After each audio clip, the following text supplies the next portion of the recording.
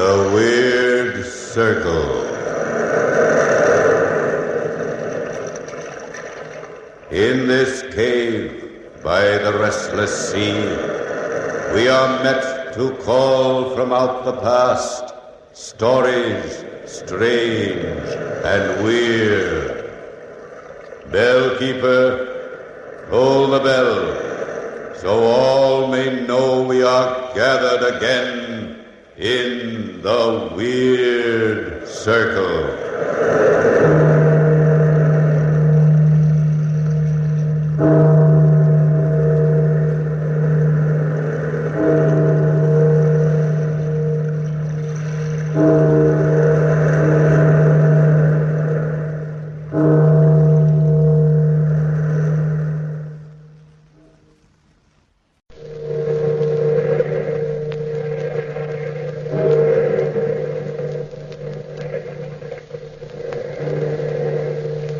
Out of the past, phantoms of a world gone by speak again the immortal tale, a terribly strange bed.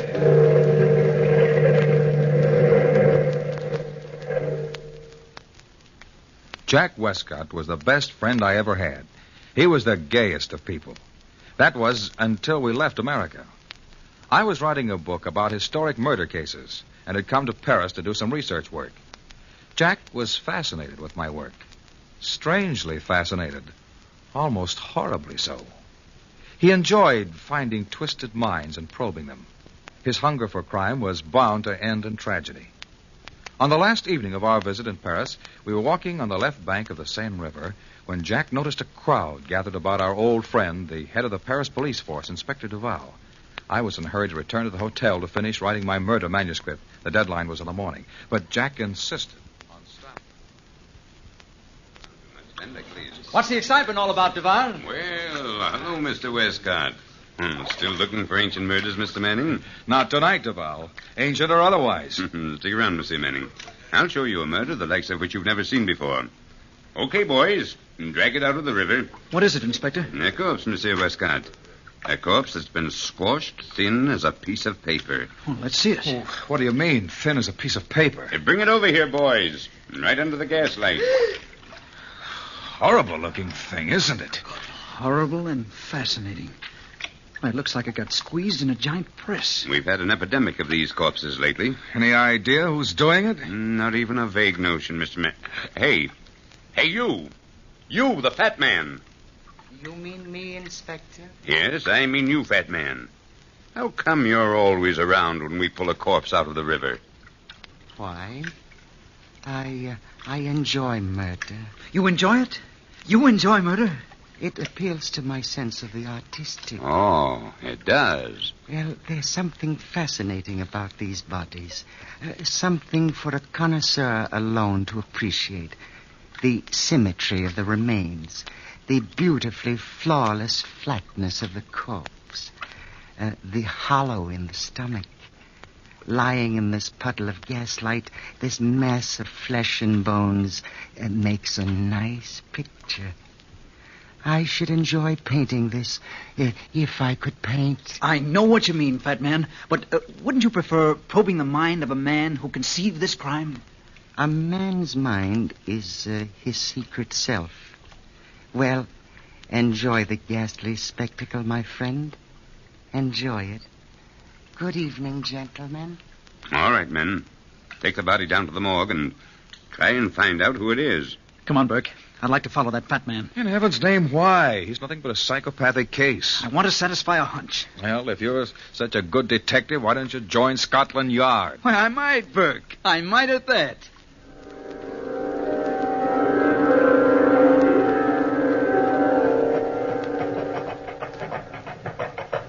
Where the devil has that gross piece of flesh disappeared to now? He was right in front of us until we turned this corner. Well, we've lost him, Jack, and I don't wonder. We've passed through every side street in the whole city. If you ask me, he knows he was being followed. Good. If he knows, he'll show his hand sooner. Now, the only place he could have gone around here is into the back door of this house. I wonder what house this is. It's a gloomy dump. Let's go back to the hotel, Jack. I've got to finish that manuscript tonight. Looks like a public bar to me. The La Belle Tavern. Are you coming with me, Burke, or are you going home? I'm with you, old boy. I brought you to Paris, and by heaven, I'm going to return you to America. This must be the doorbell. Here goes. And Burke, no matter what I do tonight, don't worry. Come in, gentlemen. Come in.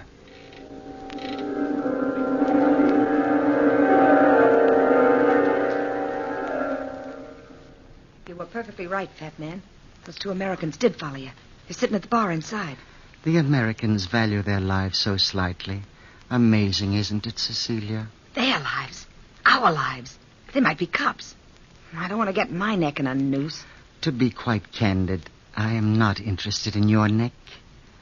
You're so impatient, and impatience is an evil ascribed to the very young.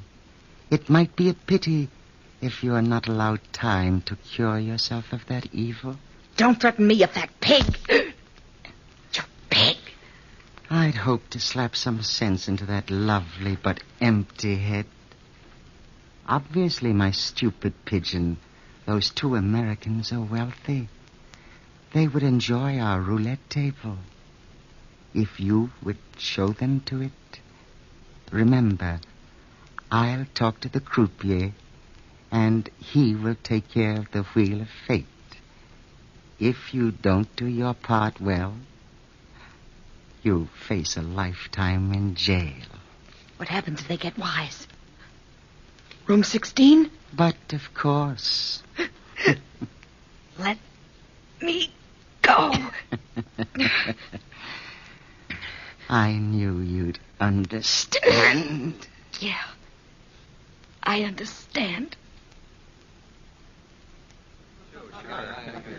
There's something so gay about Americans, I always say.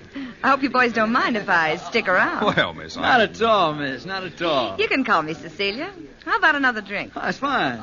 3 more of the same, bartender. What do you do for a living, Cecilia? Oh, I model in a dress shop. I don't believe you, Cecilia. Jack, stop ribbing the girl. She's a good kid. I'm on the level. I'm interested in it. Here's the drinks. Thanks. Why do I interest you? Well, because you're fairly easy to figure out. Am I? Why? You really want me to tell you? Sure I do. Well, here's mud in your eye. Touche. Sanjay. Oh. Potent stuff, Jack. Potent stuff tastes like cyanide. Well, Cecilia, I'd say you're a poor girl who lives in the slums. But you're pretty. Prettier than anybody in your entire neighborhood. Well, let's see. Then you must have met a man. What of it? I'm no saint. He promised you a lot of doodads, and suddenly you found you'd committed your first crime.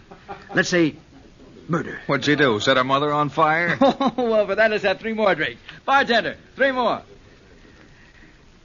Well, now, let's say it really was murder. The second murder wasn't so hard. And the third was easy, wasn't it? I never had nothing to do with a murder. Well, for the sake of argument, let's say you have. But inside of you, all the time, is this wanting to be liked, wanting to be on the level. But your so-called friends, they don't trust you, Cecilia. Someday they'll double-cross you. Here are the drinks. Thank you. Nobody'll ever double-cross me. Well, here's mud in your eye. Drink up, boys. Is there anything else to do around here? You seen the gambling rooms? Gambling rooms. Ah, that's me. Who runs those gambling rooms, Cecilia? I don't know. One of your friends? A fat man, perhaps, with a long nose? I don't know the owner. Gosh, you're real nice. Is the fat man in the back room now? Probably. Gambles here a lot. Do you replay? Sure. Well, come on, Jack. We'll see who's right, my books or your instincts.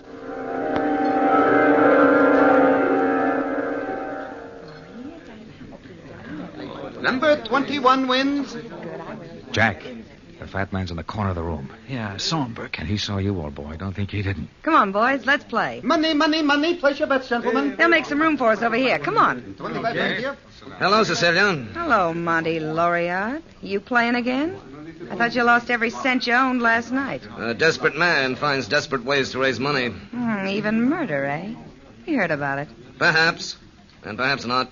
I'd like you to meet some new friends of mine, Monty. This is Jack Westcott and Burke Manning. Monty Loriard. How do you do? Money, gentlemen. Place your bets. I bet 30 francs on odd. How about 100 francs on number 13? Good boy, Jack. The play is dead. Round and round the little ball goes. Where she stops, nobody knows. Hey, Bert, I feel a little dizzy. You had too much to drink, pal, and those drinks were strong. Number 13 wins. What? I Good for you, American. Lucky for you. I won the first time I ever played here, but never again. Money. That was the first time Jack won in that incredible evening. But as the ball spun, his winnings increased. The table seemed to have gone crazy. Jack became gambling drunk. The croupier seemed desperate as that wheel spun round and round, each time increasing Jack's winnings. The room was tense with excitement, and even the little thin loser, Loriard, seemed surprised. Monsieur Westcott, your luck is phenomenal. You've won 30 times. 30 times. Jack, you've won a fortune, man. Stop now before it's too late. Leave him alone, Burke. Let him play if he wants to. Sure, let me play if I want to. I want to break the bank. Careful, monsieur. Let me warn you. Careful. Jack, it's almost midnight, and I've got a lot of work to do tonight. Please, let's go. And remember the fat man. The fat man be hanged. Here, Jack. Have another drink. Thanks, Cecilia. I Jack, will. be sensible. Ah, stop being an old auntie, Burke. I'll see you later at the hotel. Make the book have a bloody ending. I'm in the mood for a good murder tonight. Remember, Jack, I warned you. Goodbye. Money, gentlemen. Place your bets. I told the croupier you wanted to see him back here, fat man, but it wasn't the croupier's fault the American broke the bank. That is for me to decide. Where is the American now? Outside. Buying drinks for the house. Good. That ought to keep him busy. You called for me, monsieur? Yes, I did. I'll need you too, Cecilia. Shut the door. I don't like to frighten our patrons. I'm sorry about the wheel, monsieur, but it was broken and I couldn't control it. That is unfortunate for you. What are you going to do, monsieur? Come here. Don't put your fat hands on me, fat man. Let me... Don't fight the fat man. You can't move, can you, croupier? Because if you move, my arm will break your neck. Call my men, Cecilia. I might need a little aid with this stupid fool. What are you going to do, fat man? Have his brains pressed out of his body in room 16. His mind is no good where it is now. No, monsieur. Please, monsieur. Not room 16.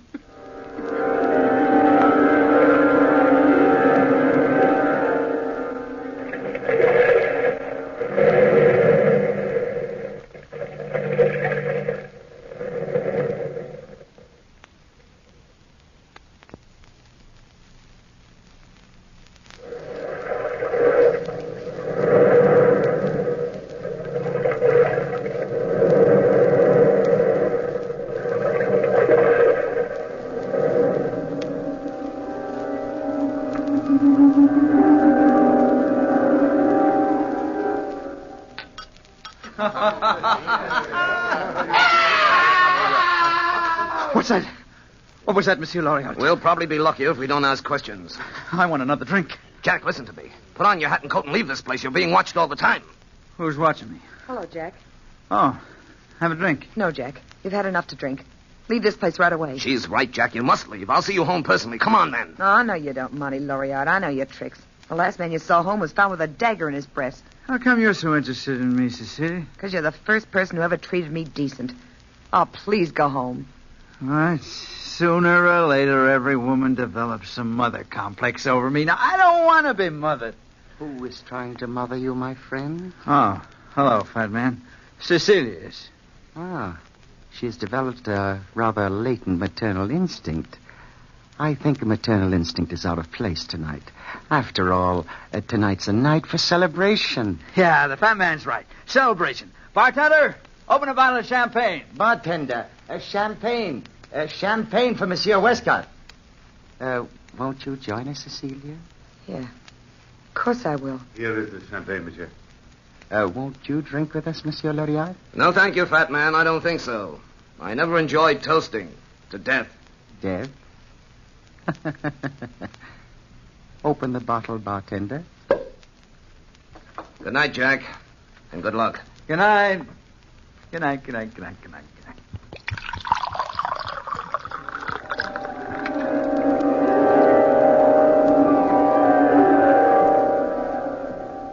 Here's the handkerchief, fat man. Oh, Jack, your money is all tied safely in your handkerchief. Thank you, Fred. Thank you.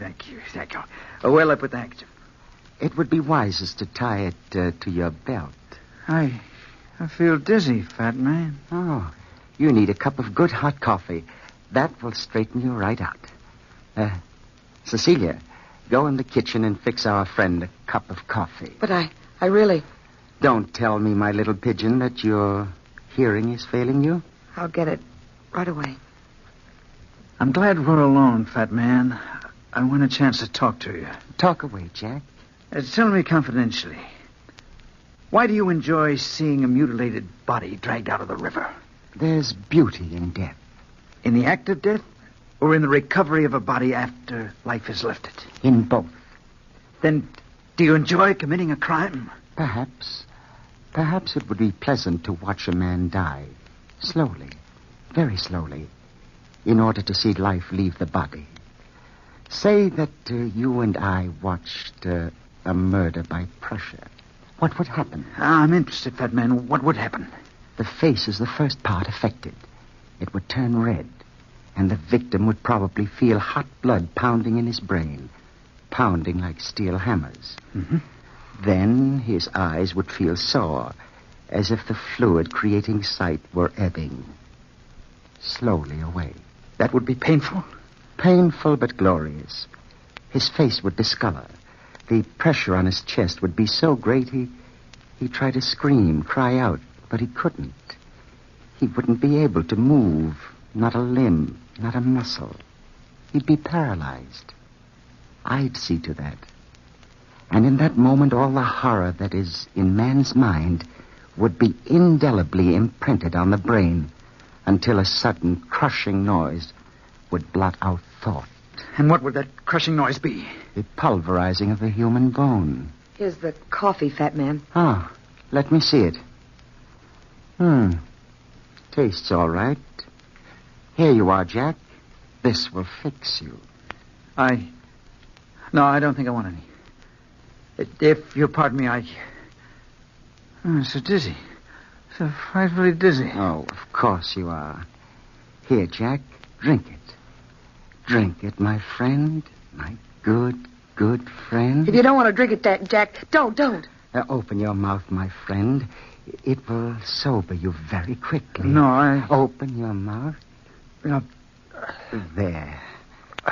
Now, how do you feel? I'm sick. I'm sick. It's dope, isn't it? It's dope. Let me get... Oh. Our friend Jack is asleep, Cecilia. Call the bartender. I think our friend will spend the night with us in room 16.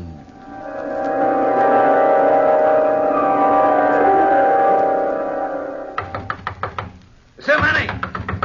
Monsieur Manning!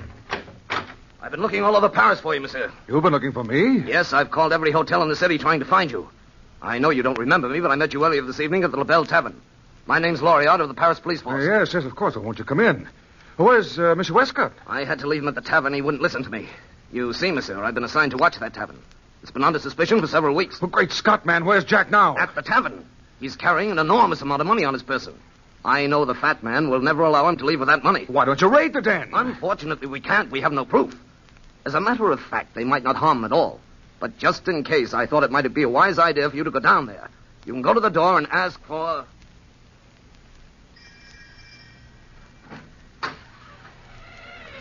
Yes? What do you want? You're the bartender, aren't you? I am not Napoleon's grandma. What do you want? My friend Jack Westcott hasn't come back to the hotel as yet. We've been waiting for him, and I thought that he probably decided to spend the night here at your place, and Your friend is not here. Go home, American, before you get yourself in more trouble than you can handle. Who was it? The other American asking about his friend. Where are you going? Upstairs. To take Monsieur Westcott a candle. Like the fat man told me. Be sure the fat man told you, or else. I'm sure. Very sure. Jack. Jack, I brought you a candle. Are you asleep? Wake up, Jack. Please wake up. Please. Maybe if I shake him. Wake up. Oh, I hate to slap you, but your life depends on it. What is it? Oh, wake up, wake up. Cecilia, my dear. Jack.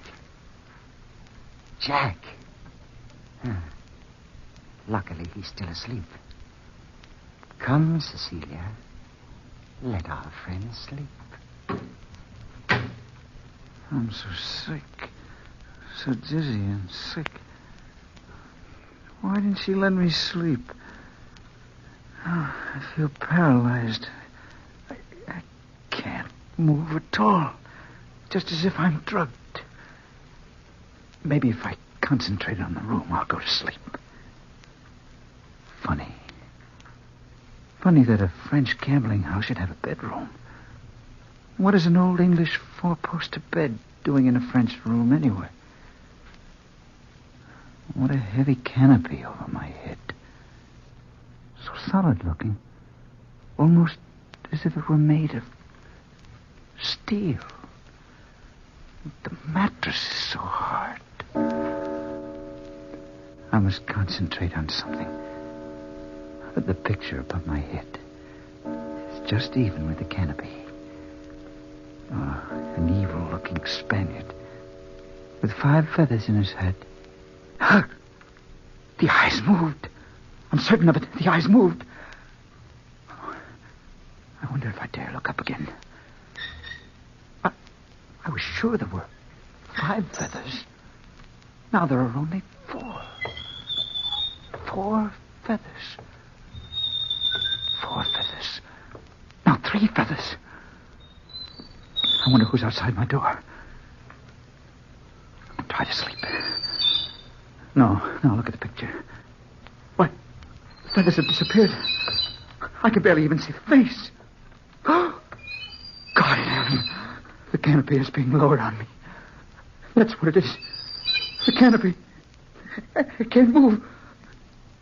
The paper-thin corpse. Oh, I gotta move.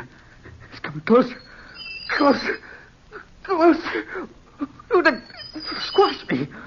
Oh, I must move. I can't. Oh, it's almost down. Halfway down. Oh, There. I moved.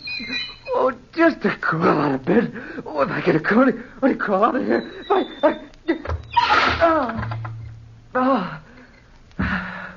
I'm safe. Safe from that horrible contraction. Now to get out of here. The window. Open the window slowly. I'll crawl to the window.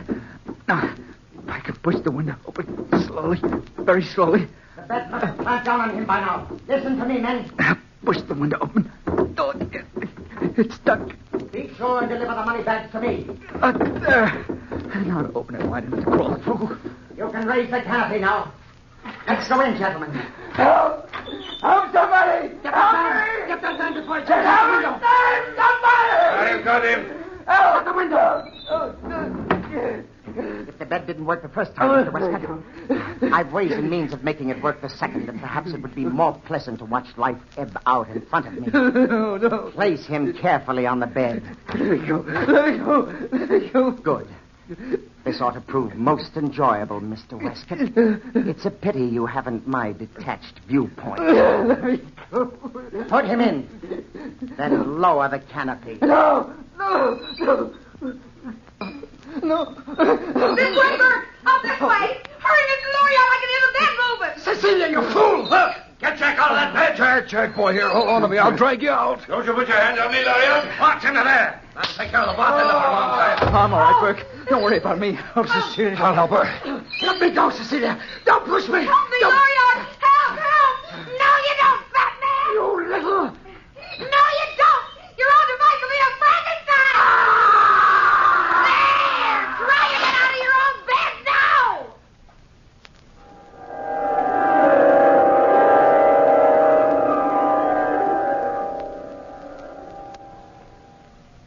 Well, Inspector Duval, that's the story. Loriard and Burke were waiting outside all the time. They saw me at the window, and Cecilia let them in. Close shave, eh? A lucky escape.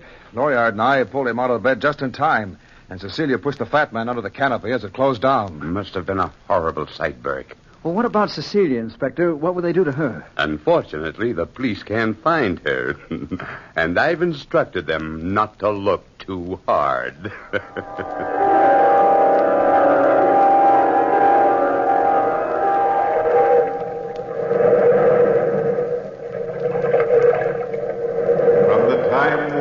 Pages of the past, we have heard the story, a terribly strange bell. Bellkeeper, toll the bell.